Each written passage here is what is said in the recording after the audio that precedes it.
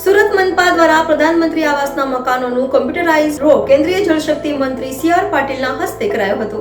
સુરત મહાનગરપાલિકાના પ્રધાનમંત્રી આવાસના મકાનોનું કમ્પ્યુટરાઇઝ દ્વારા ડ્રો કરી લોકાર્પણ કરાયું હતું।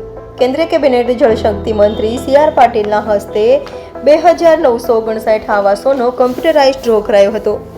193.10 કરોડના ખર્ચે સાકાર થયેલા આવાસો ગરીબ લાભાર્થીઓને ડ્રો દ્વારા એનાયત કરવામાં આવ્યા હતા, જેમાં લિંબાયત, અઠવા અને રાંદેર ઝોનના કુલ 2959 આવાસોનું નિર્માણ કરાયું છે, જે આવાસોનો કમ્પ્યુટરાઇઝ ડ્રો દ્વારા લોકાર્પણ કરાયું હતું। પ્રધાનમંત્રી આવાસ યોજના અંતર્ગત મકાનોની ફાળવણી અંગેનો કાર્યક્રમ ઉમરા સ્થિત પાર્ટી પ્લોટ ખાતે યોજાયો હતો, જેમાં કેન્દ્રીય જળશક્તિ મંત્રી સી.આર. પાટીલ સાથે ગૃહ રાજ્યમંત્રી હર્ષ સંઘવી સાથે ધારાસભ્યો અને પાલિકા અધિકારીઓ પદાધિકારીઓ ઉપસ્થિત રહ્યા હતા।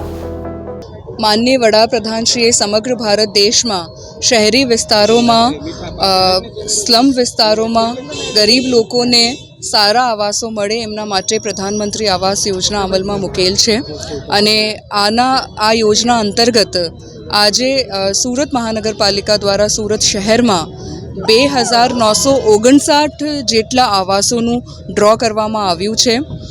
ગુજરાતના માનનીય મુખ્યમંત્રી શ્રી દ્વારા હવે જેટલા પણ આવાસો બાકી રહી ગયા છે તમામને કબજા સોંપાઈ જાય એમના માટેની ઝુંબેશ હાથ ધરેલ છે અને આ ઝુંબેશના ભાગ સ્વરૂપે આજે સુરત મહાનગરપાલિકાના 193 કરોડના આવાસોનું ડ્રો થયું છે।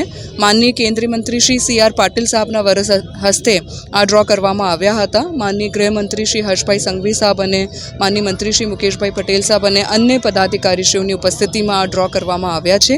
ખૂબ જ સારી ક્વોલિટીના આવાસો અને ઉચ્ચ ગુણવત્તાયુક્ત આવાસો અને બધી જ સુખ સુવિધાઓ સાથેના આવાસોનું ડ્રો કરવામાં આવ્યું છે।